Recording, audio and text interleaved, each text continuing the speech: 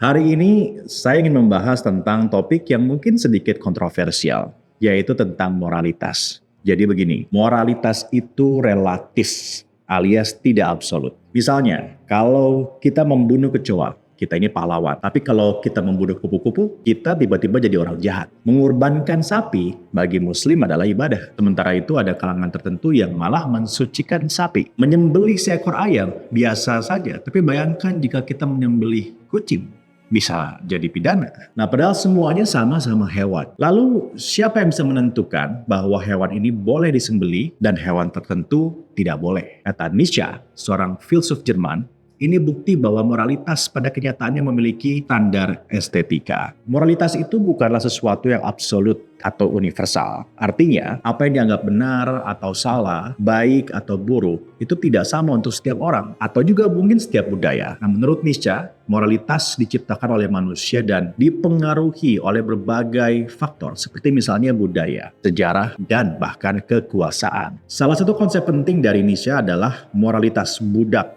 dan moralitas tuan. Jadi moralitas budak adalah moralitas yang diciptakan oleh mereka yang lemah, yang tertindas, yang kalah, yang biasanya cenderung akan mengagungkan nilai-nilai seperti etika, empati, kekacauan, dan semacamnya. Di sisi yang lain, ada moralitas tuan, yaitu moralitas yang dipegang oleh mereka yang kuat, berkuasa, atau pemenang, yang menekankan keberanian, kebanggaan, kehormatan, dan lain-lain sebagainya. Ini berarti bahwa apa yang kita anggap sebagai baik atau buruk sangat dipengaruhi oleh posisi kita dalam masyarakat. Jika kita melihat dunia dari perspektif ini, maka kita mungkin akan mulai memahami mengapa ada begitu banyak perbedaan pandangan tentang moralitas baik dan buruk di negeri ini. Apa yang dianggap sebagai dosa, kesalahan, atau tidak etik bagi satu kelompok bisa jadi dianggap sebagai kebajikan atau kebijakan yang biasa-biasa saja di kelompok yang lain. Saya akan coba untuk menariknya ke konteks kekinian di era digital ini misalnya. Kita semakin sering melihat perbedaan moralitas yang sangat mencolok di antara berbagai kelompok dan individu di media sosial. Misalnya, media sosial ini sering menjadi arena di mana nilai-nilai moral yang berbeda bertabrakan. Apa saja yang dianggap sebagai kebebasan berekspresi oleh satu kelompok bisa dilihat sebagai penghinaan oleh kelompok lain.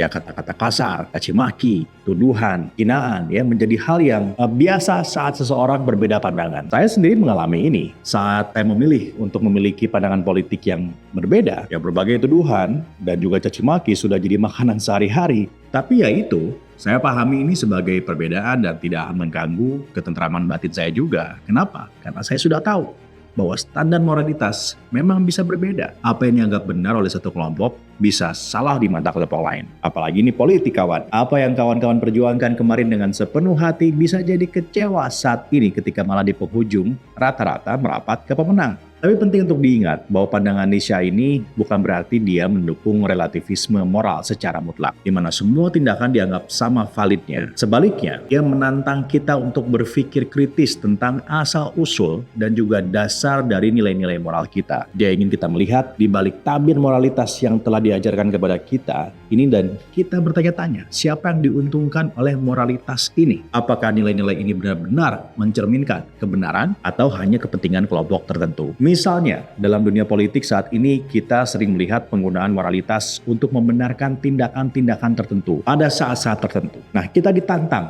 untuk mempertanyakan bagaimana kebijakan-kebijakan dibuat dan dipertahankan seringkali mencerminkan kepentingan kelompok politik tertentu saja, bukan kebenaran universal. Ini membuat kita berpikir lebih dalam tentang apa yang dianggap sebenarnya baik atau buruk. Ketika kita berbicara tentang moralitas, mari kita ingat bahwa perspektif kita bisa sangat dipengaruhi oleh banyak faktor yang mungkin tidak kita sadari. Nah, dengan membuka pikiran kita terhadap pandangan-pandangan lain, kita bisa menjadi lebih bijaksana dan memahami kompleksitas moralitas manusia.